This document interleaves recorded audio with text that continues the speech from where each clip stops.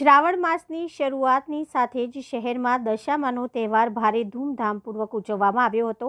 10 દિવસ સુધી ભક્તોએ આતિથ્ય માણ્યા બાદ જાગરણ કરી માતાજીની પ્રતિમાઓનું ભક્તો દ્વારા ભક્તિભાવપૂર્વક કૃત્રિમ તળાવમાં શ્રદ્ધાભેર વાસ્તે ગાસ્તે વિસર્જન કરવામાં આવ્યું હતું।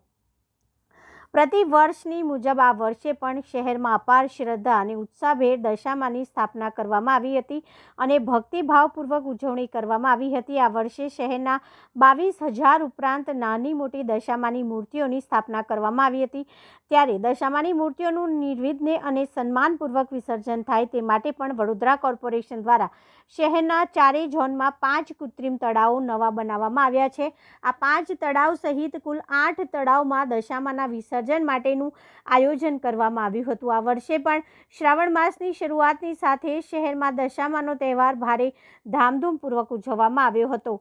કેટલાક લોકોએ માતાજીની માટીની પ્રતિમાનું ઘરના આંગણે જ વિસર્જન કર્યું હતું, પરંતુ અન્ય લોકો માટે વિસર્જન માટેની વ્યવસ્થા પાલિકા તંત્રએ કરી હતી। 10 દિવસનું આતિથ્ય માણ્યા બાદ ભક્તોએ વાસ્તે ગાસ્તે માતાજીની પ્રતિમાનું વિસર્જન કર્યું હતું। જાગરણ કર્યા બાદ રાત્રિના 12 વાગ્યા પછી ભક્તો દ્વારા માતાજીની શ્રદ્ધાભેર વિસર્જન સવારી યોજાઈ હતી।